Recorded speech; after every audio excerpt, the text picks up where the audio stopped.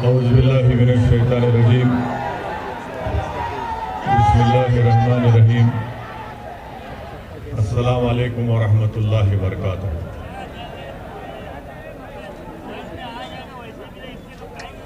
मोहतरम जनाब इम्तियाज़ जलील साहब,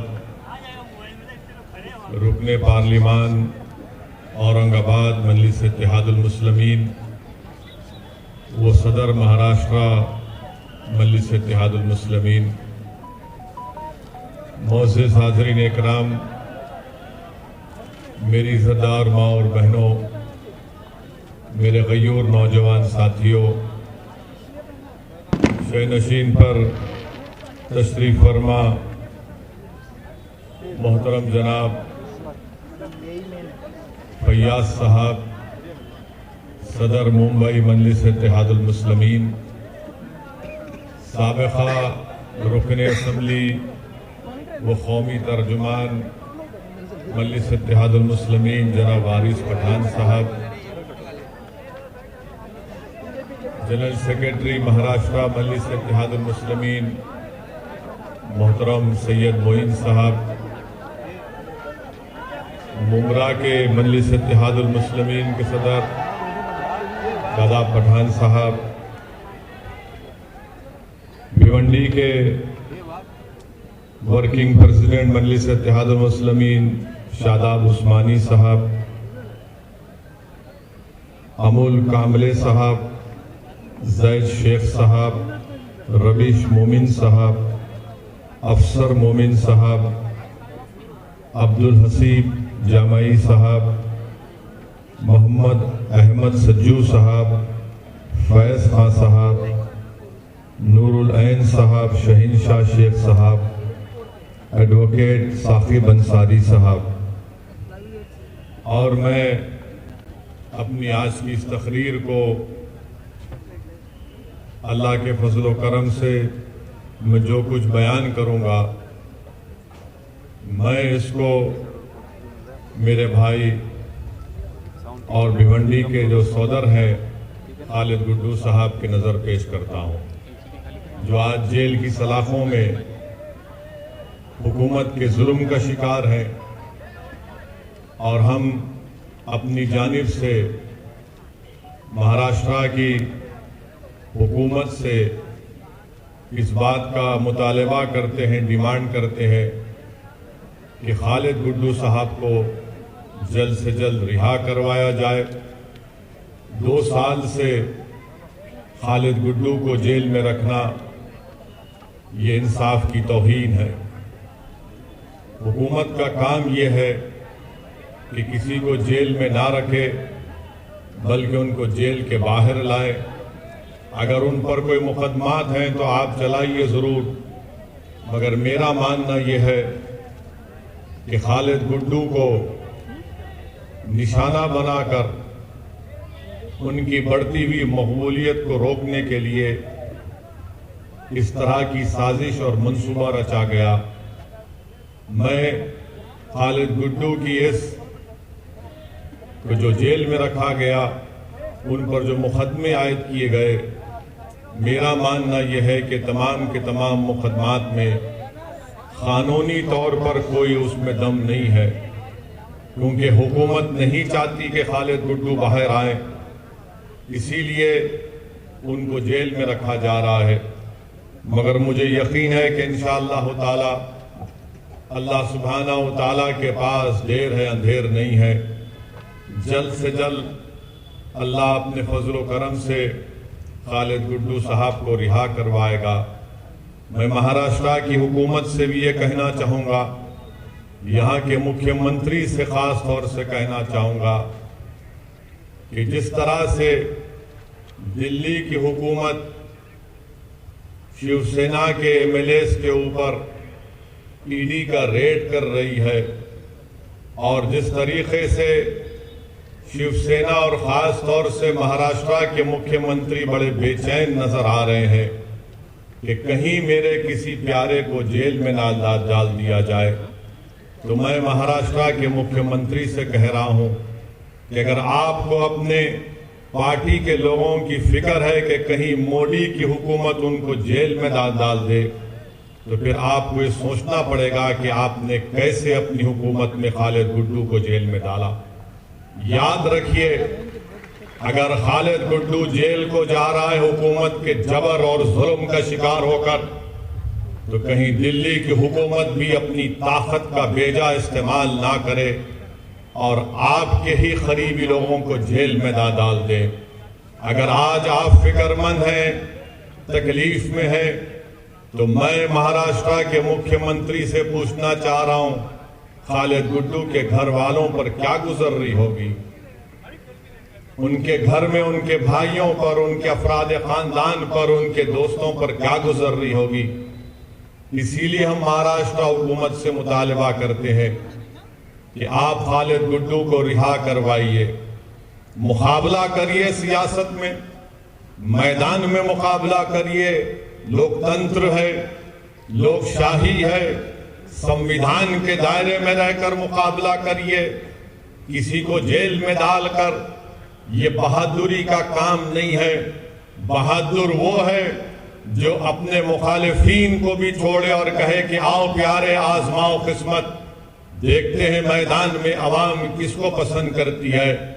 अगर आज हुकूमत महाराष्ट्र की सरकार लोकशाही पर भरोसा करती है, तो मैं उम्मीद करता हूं कि वो खालिद गुड्डू को रिहा करवाएगी और शिवसेना, राष्ट्रवादी कांग्रेस और कांग्रेस ये कहेगी कि खालिद गुड्डू तुम बाहर निकल कर हमसे मुकाबला करो।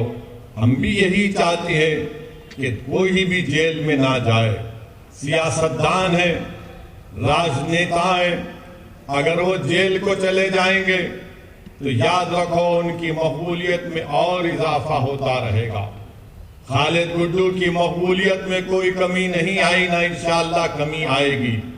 खालिद गुड्डू एक दिन रिहा होगा और जब खालिद गुड्डू रिहा होगा तो पहले से ज्यादा ताकतवर एक सियासी नेता बनकर रिहा होगा। और मजलिस इत्तेहादुल मुस्लिमीन हमेशा मजलूमों का साथ देती है। जुल्म करने वालों याद रखो, इख्तिदार किसी के पास रहने वाला नहीं है।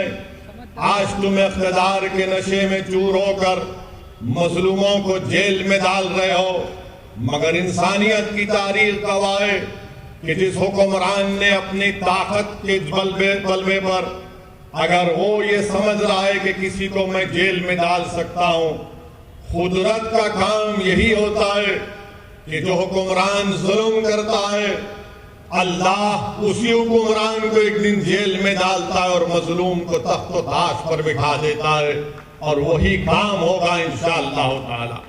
मगर मेरे अजीज दोस्तों और बुजुर्गों, खालिद गुड्डू से दुश्मनी इसलिए क्योंकि खालिद गुड्डू पावर के खिलाफ है।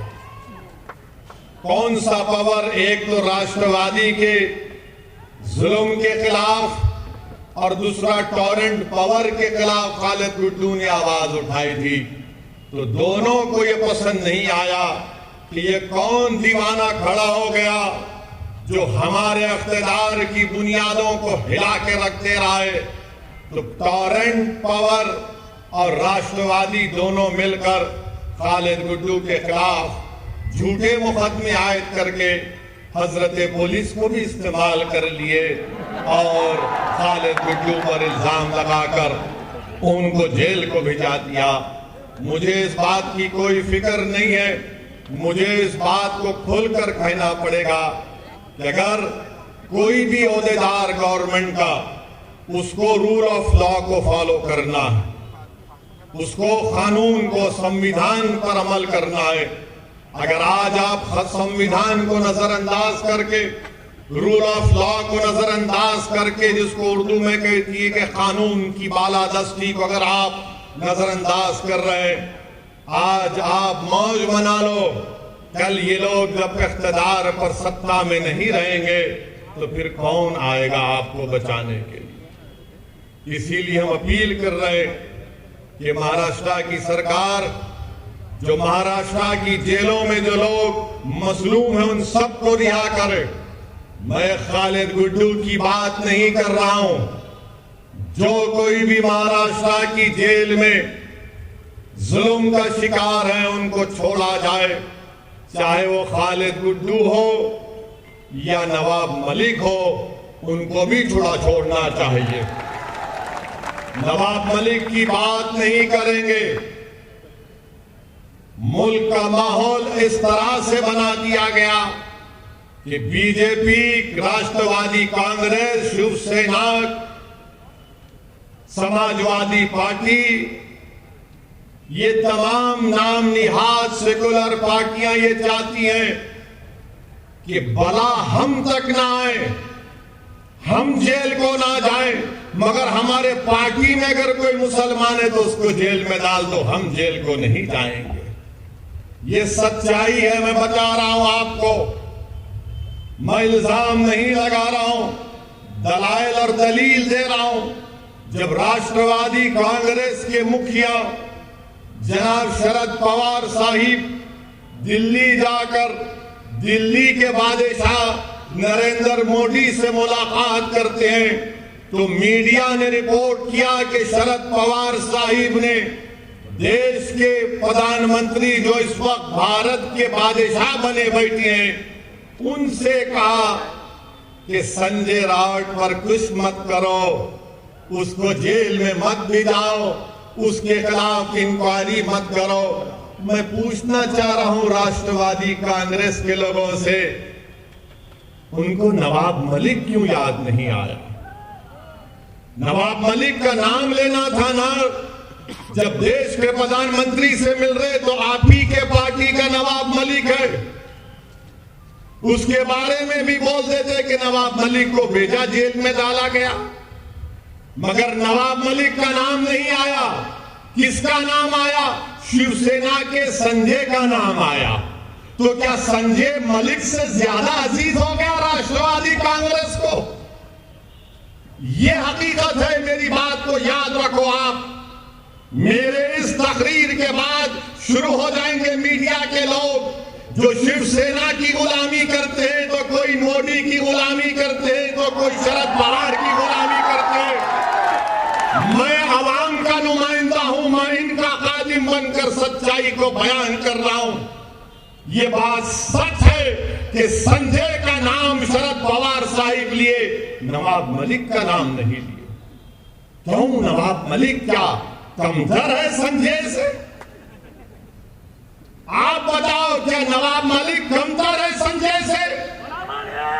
क्या नवाब मलिक और संजय बराबर नहीं है? जब बराबर है तो बोलते भी नहीं है जबान से अपनी। क्यों नहीं बोलते? मुसलमान कहां जाएगा, इसको डराओ दौड़ते हुए आएगा हमारे पास। बोलो इसको सेकुलरिज्म, ये सेकुलरिज्म का गुलाम है, हमारे पास दौड़ के आएगा। बोलो इसको गंगा जमुनी, वो बाजा बजा कर आएगा। एक मुशायरा कर दो तो दौड़ कर आएगा। मगर ये आपकी अहमियत है, जब चुनाव आएगा तो चुनाव में कहेंगे ओवैसी की बात पे यकीन मत करो, मोदी को रोकना है, शिवसेना को रोकना है। जब महाराष्ट्र के विधानसभा चल रहे थे, इसी जगह पर मैं आया था, इसी विधानसभा में भिवंडी के, मैंने आपसे अपील की थी कि यहां से खालिद गुड्डू को कामयाब करिए। मैं आपका शुक्रिया अदा भी करने आया हूं कि आपने अपनी दुआओं से मजलिस इत्तेहादुल मुस्लिमीन के उम्मीदवार खालिद गुड्डू को 44,000 वोट से नवाजा। मैं आपको दिल की गहराइयों से सलाम करता हूं। मगर उस वक्त आपको याद होगा, यही राष्ट्रवादी के लोग, कांग्रेस के लोग कह रहे थे ओवैसी को वोट मत दो, भाजपा और शिवसेना को रोकना है। और जब चुनाव हो गए तो राष्ट्रवादी और कांग्रेस ने शिवसेना से मिलकर निकाह किया। निकाह किया। अब ये 1, 2, 3 में दूल्हा कौन है मुझे नहीं मालूम, मगर एक सदाबहार दूल्हा आपके सामने खड़ा हुआ है।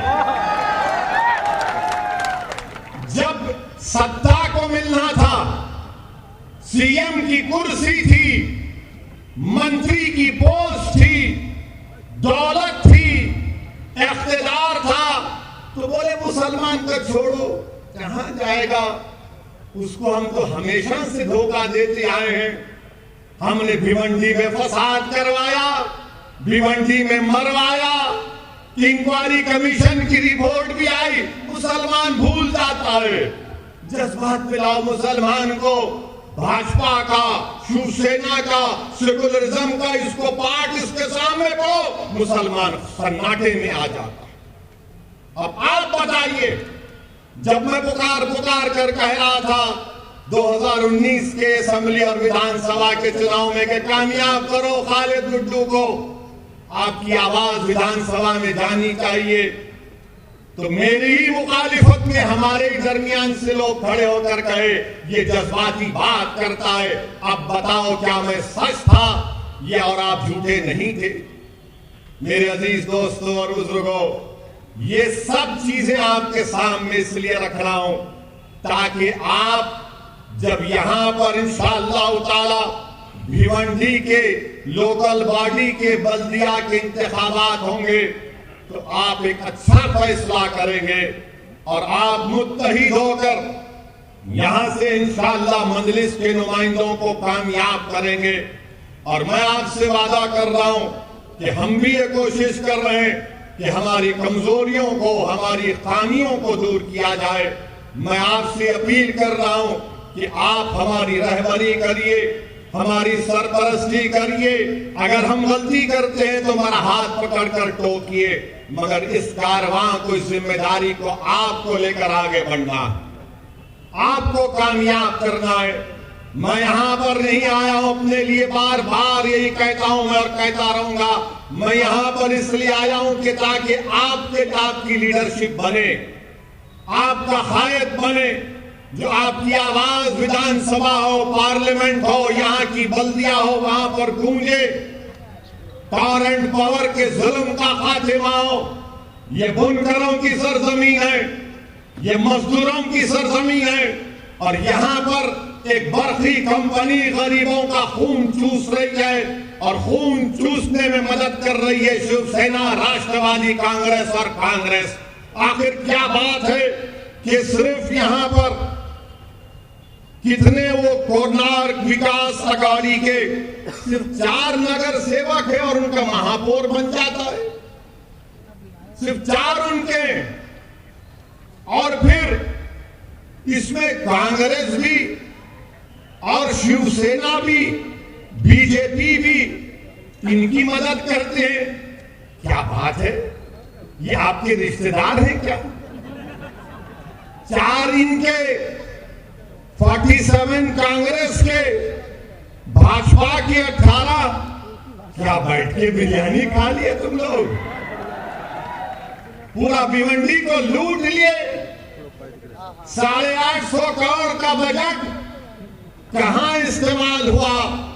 जब ये सवाल हम करते हैं 850 करोड़ कहां गए, तो कल आप देखेंगे सुबह से ये रात भर नहीं सोएंगे मेरी तकरीर सुन के, करवटें बदलते रहेंगे। कैसा बोला, कैसा बोला, ये बोला, वो बोला। अरे बोलेंगे बाबा, तुम्हारे बाप को भी बोलेंगे, तुमको भी बोलेंगे, और जब तक अल्लाह जिंदा रखेगा बोलते रहेंगे। अब सुबह से शुरू हो जाएंगे, ये भड़काऊ भाषण दिया, ये ऐसा बोला, वो उस समुदाय के खिलाफ बोला। अरे बाबू, कभी तकरीर सीखना है ना संविधान के दायरे में रहकर, तो आओ मैं तुमको समझाता हूं कैसे तकरीर करना चाहिए। मगर कल से शुरू कर देंगे, 10 बजे से मीडिया को फोन आएगा, ये वो क्लिप चला ना हो इससे की, ये उसने ऐसा बोला था, तू चलाया क्यों नहीं? कल रात में बारिश को बुलाकर बिठा के इसको पूछ जरा। कितनों को बिठा के पूछेंगे, कुछ भी निकलने वाला नहीं है इसमें से। जो बात सच्ची होती है वो कड़वी होती है। कड़वी उन लोगों के लिए होती है जो जुल्म करते हैं, और जो बात सच्ची होती है वो आवाम के दिलों को छू जाती है और दिलों में समा जाती है। इसीलिए मजलिस इत्तेहादुल मुस्लिमीन से मुखालिफ होती है। 850 करोड़ का बजट, और अस्पताल जैसा भी कहा गया कि वेंटिलेटर पर है। 850 करोड़ कहां गए? कैसे अस्पताल नहीं अच्छा हुआ, किसके जेब में गए? आप अंदाजा लगाइए, 850 करोड़ का बजट अगर अस्पताल की अच्छाई के लिए, डेवलपमेंट के लिए इस्तेमाल होता तो गरीबों को इससे फायदा पहुंचता भिवंडी की। मगर इनको ये चाहते हैं कि नहीं, गारत का घड़ा है, इनका भरता नहीं है। 850 करोड़ मेरे को कितना, तेरे को कितना? अरे क्या ये खाजा का लंगर है, लूट के लेके जाएंगे तुमको? ऐसा लगता है कि पूरे डाकू एक हो गए, ये मेरा हिस्सा, ये तेरा हिस्सा, ये मेरा हिस्सा। और इसी हिस्सेदारी में आपको अपना हिस्सा नहीं मिलता है। इसीलिए मैं आपसे अपील कर रहा हूं कि आने वाले बल्दिया के इंतखाबात में आप मुत्तहिद होकर मजलिस इत्तेहादुल मुस्लिमीन के उम्मीदवारों को कामयाब करिए। मेरी आपसे अपील है कि आपकी आवाज भिवंडी की बल्दिया में गूंजनी चाहिए, आपके मसाइल की का हल मिलना चाहिए। और जिस तरीके से आपने अल्हम्दुलिल्लाह 44,000 वोट खालिद गुड्डू को दिए, मुझे यकीन है कि आने वाले बल्दिया के इंतखाबात में आप मुत्तहिदा तौर पर मजलिस के उम्मीदवारों को कामयाब और कामरान करेंगे। मेरे अजीज दोस्तों और बुजुर्गों, मैं आपसे अपील कर रहा था, बता रहा था कि मुल्क में जो हालात है वो आप सब जानते हैं, मुझसे बेहतर आप जानते हैं। आज प्रधानमंत्री, देश के वजीर आजम, दिल्ली के बादशाह अपनी हुकूमत के 8 साल के मुकम्मल होने पर बड़े बड़े बातें आज किए हैं। मैं देश के प्रधानमंत्री से इतना पूछना चाहता हूं, देश के प्रधानमंत्री, आखिर ये क्या बात है कि 1 लीटर दूध और 1 डबल रोटी का लोफ पैकेट एक ही कीमत में क्यों मिल रहे हैं? प्रधानमंत्री, 1 लीटर दूध और 1 डबल रोटी का पैकेट। तो बीजेपी वाले बोलेंगे क्या बोलता है ना, क्या बोल रहा है? दूध भी खरीद ले, डबल रोटी खा ले, पेट भर जाएगा। अरे आप बताइए, महंगाई, कभी इतनी महंगाई भारत में कभी नहीं हुई थी और आज 8 साल देश के प्रधानमंत्री अपनी हुकूमत के मना रहे हैं। महंगाई, इन्फ्लेशन सबसे हाईएस्ट है। बेरोजगारी नौजवानों में जो भारत में, दुनिया में किसी मुल्क में नहीं है। मगर मोदी जी बोल रहे 8 साल में मैंने चांद पर जाकर मट्टी आपके कदमों में डाल दी। आपको देश के प्रधानमंत्री बोल रहे कि 8 साल में बहुत बड़ा काम कर दिए। फिस्कल डेफिसिट 40 साल में सबसे ज्यादा है। रिटेल इन्फ्लेशन 20 साल में सबसे ज्यादा है। और जो महिलाओं की, खवातीन का वुमेन फोर्स है, उसमें कमी आई है। 10% से कम महिलाएं काम कर रही है भारत में। आप बताइए इसके ऊपर क्या बोलेंगे? मेरे अजीज दोस्तों और बुजुर्गों, 8 साल का जश्न बीजेपी मना रही है, तो क्या ये बात सच नहीं है कि भारत के फॉरेन रिजर्व जो 640 बिलियन डॉलर से 595 बिलियन डॉलर्स पर आ गए? कौन जिम्मेदार है इसका? FIS, फॉरेन इन्वेस्टमेंट इन्वेस्टर्स 22% से 19% पे आ गए इंडियन स्टॉक्स के। कौन जिम्मेदार है इसका? इखलाक को मारा गया, कौन जिम्मेदार है? पीलू खान को मारा गया, कौन जिम्मेदार है? रकबर को मारा गया, कौन जिम्मेदार है? दिल्ली का फसाद हुआ, कौन जिम्मेदार है? गाय के नाम पर पीटा गया, कौन जिम्मेदार है? दाढ़ी के नाम पर मारा गया, कौन जिम्मेदार है? सर पर टोपी पहनने पर मारा गया, हाफिज जुनैद को बदलती हुई ट्रेन में मारा गया, कौन जिम्मेदार है? सेंधवा में 12 घरों को तोड़ दिया गया, कौन जिम्मेदार है? मध्य प्रदेश खरगोन में 22 घरों को तोड़ दिया गया, कौन जिम्मेदार है? राजस्थान के खैरोली में फसाद हुआ, कौन जिम्मेदार है? और 8 साल का जश्न मना रहे हैं, इस पर कोई बात नहीं करेगा। अब जब आप भाजपा के लोगों से पूछेंगे, ना मोदी जी ने तो 370 निकाल दिया। तो जब 370 निकाल कर आपने कहा था कि आतंकवाद का खात्मा कर दिया, तो कल एक टिकटॉक एक टीवी के स्टार को गोली मार दी गई, कौन जिम्मेदार है? एक गवर्नमेंट का मुलाजिम पंडित था, कश्मीरी पंडित, उसको मार दिया गया, कौन जिम्मेदार है? तुमने झूठी पिक्चर को बना दी जज्बात में नफरत पैदा करने के लिए इस्लाम और मुसलमानों के लिए, मगर वो पंडित को मारा, कौन जिम्मेदार है? तुम्हारी सरकार है। पड़ोसी पाकिस्तान से टेररिस्ट कश्मीर में घुस कर आकर गोलियां चलाते हैं, कौन जिम्मेदार है इसका? आपकी सरकार है। नौकरियां नहीं है, कौन जिम्मेदार है इसका? कौन जवाब देगा इसका? हां, मैं मानता हूं कि इन सब की जिम्मेदारी अगर किसी पर है, इन्फ्लेशन बढ़कर है, तो मुगल बादशाह अकबर जिम्मेदार है। नौजवानों में, युवाओं में बेरोजगारी है, तो ताजमहल बनाने वाले शाहजहां की जिम्मेदारी है। पेट्रोल डीजल बढ़ गया, औरंगजेब जिम्मेदार है, मोदी जी नहीं है जिम्मेदार। ये लोग करके गए, इसीलिए पेट्रोल आज तक बढ़ रहा है। सरकार आपकी है, मैं खुद कह रहा हूं ना, औरंगजेब, अकबर, शाहजहां सब जिम्मेदार हैं, मोदी जी नहीं है जिम्मेदार। मेरे अजीज दोस्तों और बुजुर्गों, एक बात मैं भारत के मुसलमानों को भिवंडी से कहना चाहूंगा। भारत के जो सेकुलर जहन रखने वाले हमारे हिंदू भाई बहन हैं, दलित हैं, ओबीसी समाज के लोगों से कहना चाहूंगा, भारत कैसे बना? ये आज जो भारत है कैसे बना? ये आरएसएस, बीजेपी कहती है कि आक्रमण करने वाले मुसलमान आए थे, कहते हैं ना, ये आए थे, आक्रमण करने वाले आए थे भारत में। तो क्या भारत की तारीख सिर्फ मुगलों से शुरू हुई क्या? नहीं, 65,000 साल पहले भारत में, जो मौजूदा भारत है या जो हम जिसको कहते हैं, ये हमारा जो खित्ता है, उसमें 65,000 साल पहले अफ्रीका से लोग आए थे। 65,000 years ago, people from Africa came to India, Bharat of that time. फिर 45,000 साल पहले ईरान से किसान आए थे।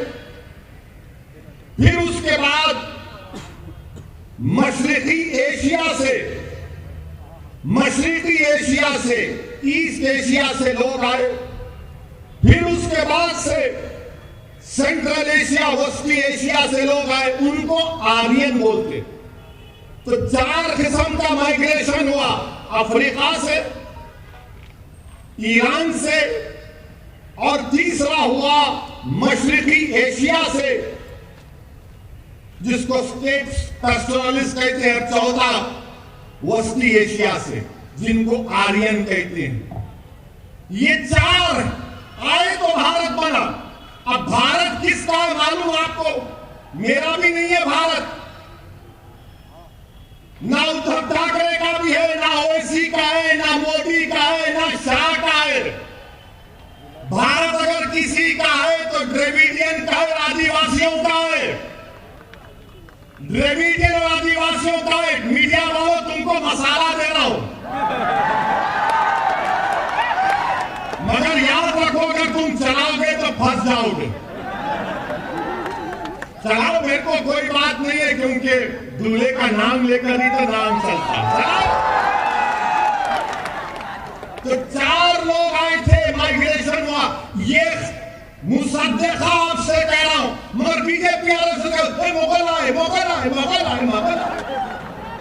अभी अफ्रीका से भी तो आए थे, ईरान से भी आए थे, सेंट्रल एशिया से भी आए थे, ईस्ट एशिया से भी आए थे। ये सब मिले तो भारत बना। मगर आदिवासी यहां का है, द्रविडियन यहां का है। ये आर्यंस आए थे 4000 साल पहले। अच्छा, हैरत की बात यह है कि जब मैं ज्ञानवापी मस्जिद के बारे में कहा कि बाबरी मस्जिद की तरह इसको छीनने की कोशिश की जा रही है, तो सोशल मीडिया पर संघ परिवार के लोगों ने कह दिया, ओवैसी तो इसके पूर्वज ब्राह्मण थे।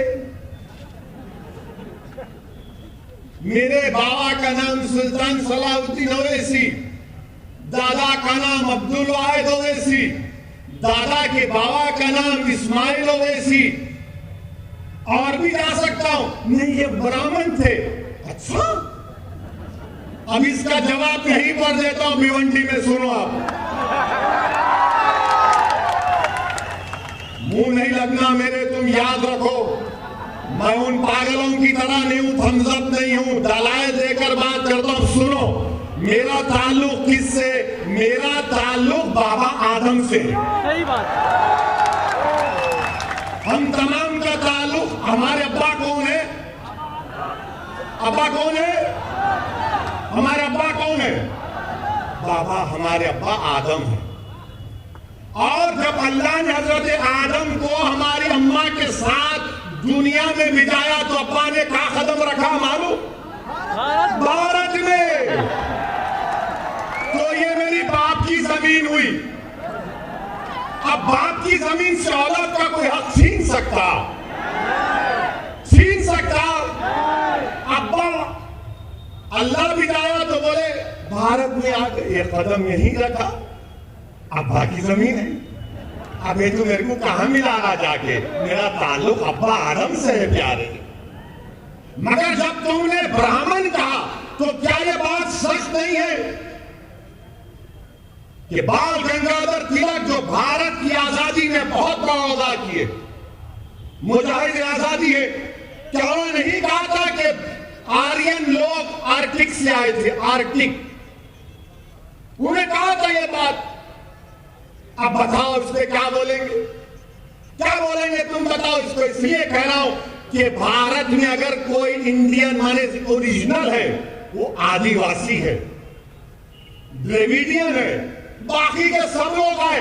और ये प्रूव हो चुका है कि आबादी का 65% हिस्सा, ये 4 जो माइग्रेशन हुए, आप फिरा के देख लो। मगर बीजेपी संघ क्या बोलेगी?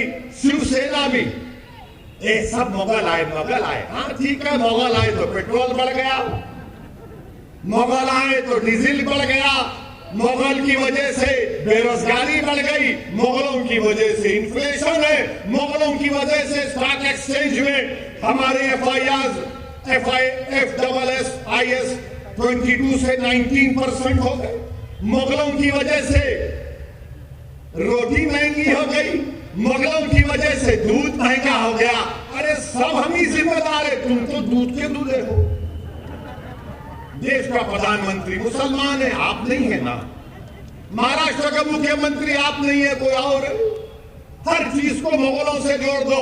अरे मुसलमानों का मुगलों से कोई ताल्लुक नहीं है, हमारा ताल्लुक मुगलों से नहीं है। वो बादशाह थे, बादशाहों का ताल्लुक दीन से नहीं होता, जो खलीफा होता है उसका ताल्लुक दीन से होता है। ये बादशाह थे, इनका क्या प्रॉब्लम था? हमारा इख्तिदार बाकी रहे। वो बादशाह थे, अपने मंदिर तोड़े, तो फिर इसका भी जवाब सुन लो। ये जो अशोका का पोता था, पुष्यमित्रा सिंघा कौन थे? अशोका के पोते को किसने मारा? और यही शख्स ने 40,000 बुद्धिस्ट इबादतगाहों को निस्तो नाबूद कर दिया। चलो बोलो, इस पर झूठ है क्या? बोलो, इस पर झूठ है क्या? कौन था पुष्यमित्रा सिंघा? बताओ। नहीं बोलेंगे। अब जब सुनेंगे तो खामोश हो जाएंगे। अशोका के पोते को हराने वाला कौन था? नाम बोलो। नहीं बोलेंगे। ये आपको समझना है। अब बात करेगी, बोलेंगे यूं करे। अच्छा फिर क्या जेम्स का इख्तिदार नहीं था भारत में? कि शैवाइट्स और विष्णुवाइट्स में तसादुम नहीं हुआ? क्या तुम तोड़ मोड़ के पेश कर रहे हो? अरे उन जाहिलों के सामने अपनी जहालत दिखाना, असदुद्दीन ओवैसी के सामने जहालत मत दिखाओ, तुमको आईना दिखा दूंगा, मैं याद रखो।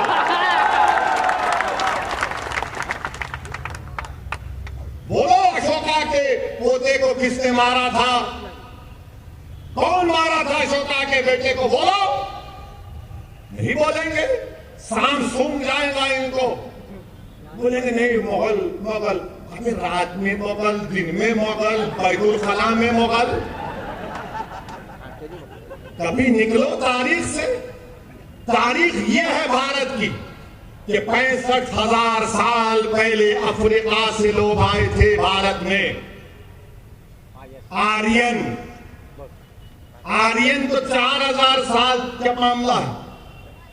और फिर बोलते नहीं, ये अनटचेबिलिटी जो है ये अंग्रेजों ने शुरू की। झूठ। सच क्या है? सच ये है कि बाबा साहेब अम्बेडकर ने कहा कि 400 AD यानी हजरत ईसा के इस दुनिया से उठाने जाने के बाद 400 AD में ये अनटचेबिलिटी शुरू की गई। ये बाबा साहेब अम्बेडकर ने लिखा। ह्यून सैंग एक ट्रैवलर है, उसकी किताब पढ़ो। ये संगी नहीं पढ़ते, खाली मुगल मुगल मुगल। बोलो कौन के बाबा साहेब अम्बेडकर ने नहीं कहा था? उस पर बात नहीं करेंगे। और बोलेंगे तुम लोग मंदिरों को तोड़ दिए, तो क्या स्वामी विवेकानंदा ने अपनी किताब में नहीं लिखा कि जगन्नाथ की मंदिर बुद्धिस्ट इबादत गाह पर बनाई गई? बोलो, मुझ पर इल्जाम लगाने वालों, बोलो। ओवैसी को जान की धमकी देना, ओवैसी को गाली देना, दिन रात मेरे नाम का वजीफा पढ़ना, मैं जो मसाइल को आज उठा रहा हूं, तुम जवाब दो उसका। अगर तुम 700-600 साल की तारीख की बात करोगे, मैं 65,000 साल की तारीख की बात करने को तैयार हूं। आओ बैठेंगे, बात करेंगे। बोलेंगे, हे क्या बोलता है? तेरे घर में खोदेंगे। किसी ने मुझे फोन करके कहा कि आपके घर में खोदेंगे। मैंने कहा मेरे घर में तुम खोद नहीं सकते। बोले कैसे नहीं खोद सकते? बोला मेरा घर है, कोई आंख उठाकर नहीं देख सकता, याद रखो। खोदेंगे। अब बोल रहे ताजमहल के नीचे, उसके तहखाने में क्या है देखेंगे। अब तो बोल रहे कि आगरा के किले में जो मस्जिद है उसके नीचे खोदेंगे। मेरे को लगता है बीजेपी RSS वाले जरा कान खोल के सुनो। आप किसी को बोलना नहीं, बात मेरी किसी को नहीं बोलेंगे ना आप। नहीं बोलना है तो कट्टी हो जाएंगे। अपनी दोस्ती बरकरार रहे। तो इसलिए खोद रहे वो लोग कि देश के प्रधानमंत्री की डिग्री तलाश कर रहे। कहां है, कहां है? नरेंद्र मोदी की MA पॉलिटिकल साइंस की डिग्री है, मगर देश के प्रधानमंत्री की एंटायर पॉलिटिकल साइंस की डिग्री है, मिलती नहीं है। तो शायद प्यारे बोल रहे मस्जिद के बहाने डिग्री मिल जाएगी, मस्जिद तो नहीं मिलेगी। क्या बात है बताइए आप? ये जोक है, सीरियस मत ले लीजिए। देश के प्रधानमंत्री भी मन की बात में बोलते, जरा ह्यूमर होना चाहिए। तो ह्यूमर की बात कर रहा हूं। फिर बोलते ताजमहल में मेरे को कोई सोशल मीडिया पे दिखा एक शख्स, मैं नहीं कह रहा हूं, वो कोई आदमी था, उनका कोई क्यूरेटर दोस्त था, वो उनके साथ ताजमहल को गए। बोले मुझे नीचे जाके वो कमरे में देखना है। तो उसने सोशल मीडिया पे लिखा कि तुम्हारा फोन डिपॉजिट कर दो। फोन डिपॉजिट कर दिए। उसके बाद नीचे गए तो फिर चेकिंग हुई। फिर वो कमरे के पास ताले पर लगा हुआ था गवर्नमेंट ऑफ इंडिया का स्टैंप। बोले नहीं, अंदर नहीं आ सकते आप। अरे बोले भाई खाली खरीद करके नहीं, देखना भी नहीं, तुम कान लगा के सुन सकते। तो बेचारे कान लगाए तो अंदर से इंसानों की आवाज आ रही थी। अंदर से इंसानों की बड़ी प्यारी आवाज आ रही थी। और वो आवाज क्या बोल रही थी? चौकीदार से पूछो महंगाई इतनी क्यों है। इस पे तो केस नहीं बुक हो सकता ना। जाओ बुक कर लो शाहजहां पे मुमताज पे, मुझे क्या करना है। मैं सोशल मीडिया पे पढ़ के कह रहा हूं उसको बुक करो आप। मगर मेरे अजीज दोस्तों और बुजुर्गों, मुल्क की हालात आपको ये बता रहे हैं कि नफरत और बीजेपी और संघ परिवार मिलकर भारत के मुसलमानों के खिलाफ एक ऐलान जंग कर चुके हैं, ऐलान जंग कर चुके हैं और हमारी हर तहजीब की हर निशानी को मिटाना चाहते हैं, हर चीज को मिटा देना चाहते हैं। हलाल गोश्त देश के लिए खतरा, हिजाब देश के लिए खतरा, दाढ़ी देश के लिए खतरा, टोपी देश के लिए खतरा, मस्जिदें देश के लिए खतरा, मस्जिद की मीनारें देश के लिए खतरा, मस्जिद की अज़ान की आवाज देश के लिए खतरा, सब चीज खतरा है देश के लिए। और इस बात में आप देख लो, जब ये बातें हो रही हैं तो क्या कांग्रेस कुछ बोलती, क्या राष्ट्रवादी कुछ बोलती है, क्या शिवसेना कुछ बोलती है, क्या समाजवादी कुछ बोलती है, क्या आम आदमी पार्टी कुछ बोलती है? कोई अपने आप को सेकुलर पार्टी बोलने वाले कुछ नहीं बोलेंगे। हलाल पे गोश्त पे नहीं बोलेंगे, हिजाब पे नहीं बोलेंगे, अज़ान पे नहीं बोलेंगे, ज्ञानवापी मस्जिद को छीनने की बात पर नहीं बोलेंगे। क्यों नहीं बोलेंगे? मुसलमान को डराओ, वो तो हमारा खैदी है, और हम ज्यादा बोलेंगे तो हमारा हिंदू वोट हमको नहीं मिलेगा। मेरे अजीज दोस्तों और बुजुर्गों, इसका मुझे जिस बात का अंदेशा है कि अगर इस तरह से दबाया जाएगा, इस तरह से रुस्वा किया जाएगा, तो फिर ये जो नौजवान जो आज भारत में खास तौर से दलित और मुसलमान नौजवान हैं, अगर उनका एतमाद जमहूरियत से, लोकशाही से अगर कम हो जाएगा, वो अपने घरों में जाकर बैठ जाएंगे, वो घरों में जाकर अपने बैठ जाएंगे और दूसरे दर्जे के शहरी बन जाएंगे। मैं नहीं चाहता कि ये नौजवान जो कल इस देश का मुस्तकबिल इनके कंधों पर रहेगा, वो मायूस होकर, रुस्वा होकर अपने घरों में बैठ जाएं, अपने दरो दीवार को बंद कर ले, अपने दिमाग को सोचने के तमीज पर जोर ना डाले और बंद कर ले अपने दिमाग को। वो हमारी जमहूरियत के लिए खराब दिन होगा। इसीलिए मैं कहता हूं और कहता रहूंगा, जमहूरियत है। ज्ञानवापी मस्जिद के बारे में बोला तो कौन सा गुनाह किया? मैं जब बाबरी मस्जिद का फैसला आया था, मेरी प्रेस कॉन्फ्रेंस उठाकर देख लो आप, मैंने उस फैसले को कहा था, अंग्रेजी में कहा था कि this is a victory of faith over facts, this is a victory of faith over facts. मैंने अपने प्रेस कॉन्फ्रेंस में कहा था कि मुझे अंदेशा है कि इस फैसले के बाद और मसाइल शुरू हो जाएंगे। मैंने नाम लेकर कहा था, ज्ञानवापी, मथुरा, लखनऊ की टीले वाली मस्जिद, सब सच साबित हो रहा है। उस वक्त भी सब गालियां दिए मुझे। मैं भिवंडी के आवाम से, भारत के मुसलमानों से और भारत के हमारे हिंदू व दलित भाइयों से जो अम्बेडकर और गांधी को अपना लीडर मानते हैं, इस दीवाने की बात का यकीन थोड़ा करो। तुम मुझसे नफरत करो इनफरादी तौर पर, मगर मैं कह रहा हूं तो मेरी बात को सुनो, याद रखो, ये रात लंबी रहने वाली है। भिवंडी के आवाम, भारत के मुसलमानों, मेरी इस बात को याद रखो, ये रात अंधेरी रहने वाली है, लंबी अंधेरी रहने वाली है। अगर तुम ये समझ रहे हो कि कोई सेकुलर पार्टी आकर तुम्हारे इस अंधेरे को दूर करेगा, ये अंधेरा क्या है? फिरका परस्ती का अंधेरा, नफरत का अंधेरा। इस अंधेरे में अगर रोशनी अगर कोई पैदा कर सकता है तो आप और हम कर सकते हैं। आप एक चिराग जलाओ अपनी सियासी ताकत का, एक चिराग जलाओ। इस चिराग में तुमको तेल की जरूरत नहीं, इस चिराग में तुमको अपने आंसुओं की और अपने जज्बात की जरूरत है। तुम एक चिराग जलाओ इन तूफानों में, इन नफरत के तूफानों में, इस चिराग को जलाओ और अपनी रोशनी से तमाम माहौल को मुनव्वर कर दो।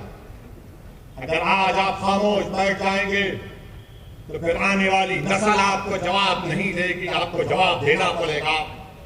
मेरे अजीज दोस्तों और बुजुर्गों, हिजाब, हलाल गोश्त, मस्जिद, अज़ान, CAA सब पे होते होते अब टीवी पर अल्लाह के रसूल सल्लल्लाहु अलैहि वसल्लम की शान में बकवास भी हो रही। एक अंग्रेजी टीवी चैनल के ऊपर भारतीय जनता पार्टी के स्पोक्स पर्सन एक मोहतरमा साहिबा ने रहमतुल्लाह अलमीन सल्लल्लाहु अलैहि वसल्लम पर अनाप शनाप बोल दिया, हमारी उम्मत की मां पर कुछ बोल दिया।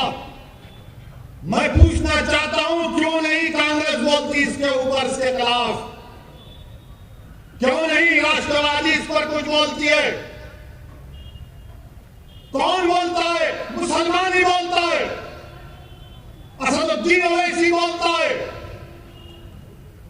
हैदराबाद में आज कमिश्नर पुलिस हैदराबाद के पास एक कुल जमाती डेलीगेशन गया, मगर आपको बता रहा हूं और आप गवाह हैं मेरी इस बात का कि जब कमली वाले पर कोई नाम शराब रखता है तो कोई नहीं बोलता। उद्धव ठाकरे के बारे में अगर कोई बोलेगा तो उसके घर को जाकर उसको धमकी दी जाएगी या उसके मुंह पर कालिक फेंकी जाएगी। शरद पवार पर कोई बोलेगा तो थप्पड़ मारा जाएगा। शरद पवार के बारे में कोई लिखेगा तो उस एक्ट्रेस को जेल में डाल दिया गया।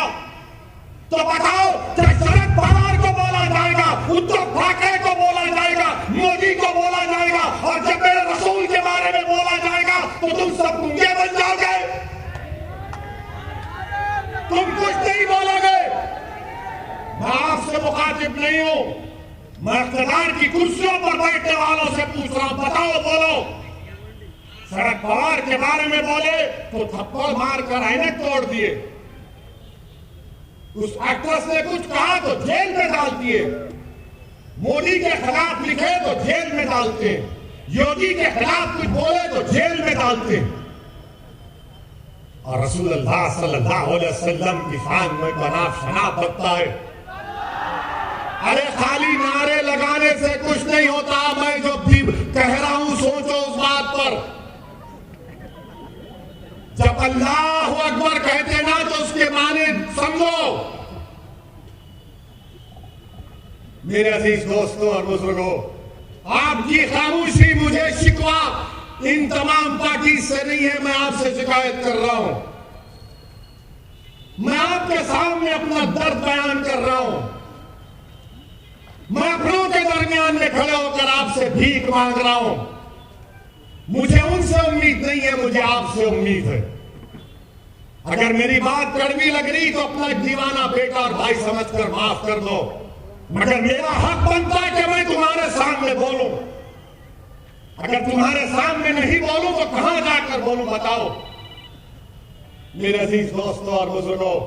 इसीलिए आपको अपनी एक सियासी ताकत को मजबूत करना, चाहे जिले सतह पर हो, बल्दिया का इलेक्शन हो, जिला परिषद का इलेक्शन हो, असेंबली का हो, पार्लियामेंट का हो, आपको अपनी आवाज उठानी चाहिए, नुमाइंदा होना चाहिए।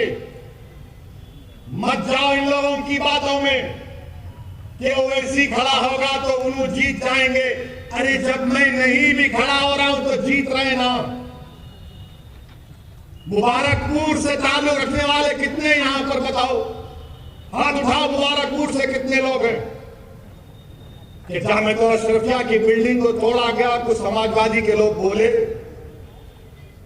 नहीं बोलेंगे। फिर आप क्या करेंगे? नहीं इलेक्शन आने ने ओवैसी बोलता अच्छा भाई, मगर आप क्या करेंगे? आप याद रखो, आप हुकूमतों को नहीं बदल सकते, आप अपने नुमाइंदों को कामयाब कर सकते हैं। आपको अपने नुमाइंदों को कामयाब करना है।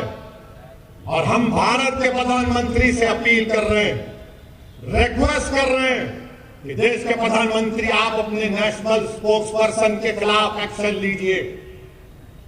अगर आप सबका साथ, सबका विकास, सबका विश्वास की बात करते हैं, आप हमारे खिलाफ रहिए, मगर इतना नफरत मत करिए कि जिसके नाम का सदका हम खाते हैं आप उनके नाम के बारे में नाप शनाप कर दें।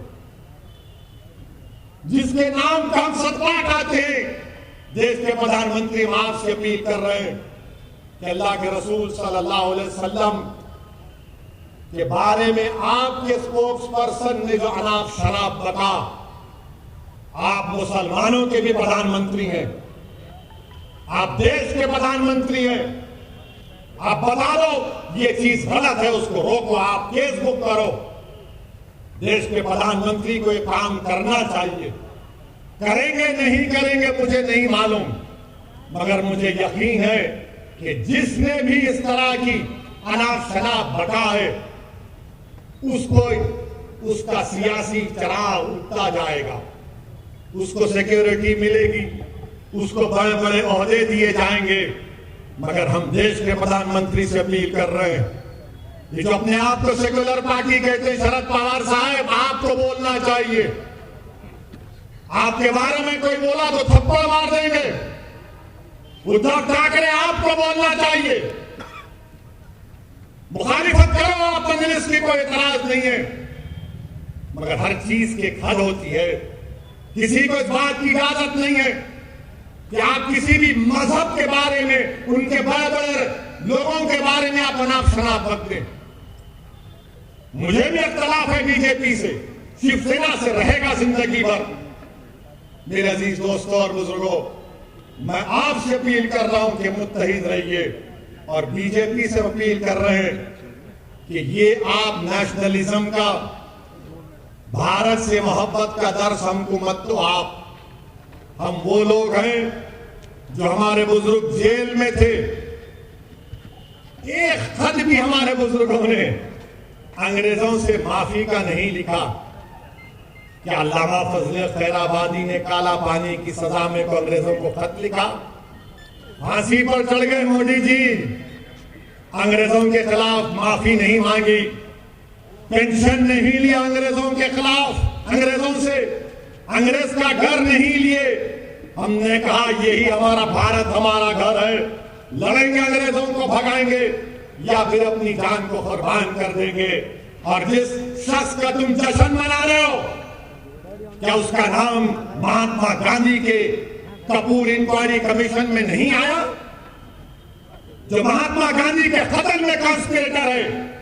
सोचो, अगर गांधी से मोहब्बत है तो जबान पर गोडसे और गांधी के कातिलों का नाम नहीं आना चाहिए। मेरे अजीज दोस्तों और बुजुर्गों, आपका बेहद शुक्रिया कि आप तशरीफ लाए, और आपसे अपील करता हूं कि अपनी दुआओं में खालिद गुड्डू के लिए और नवाब मलिक के लिए दुआ करिए। अस्सलाम वालेकुम व रहमतुल्लाहि व बरकातुहू। एबीपी माझा, उघडा डोळे बघा नीट।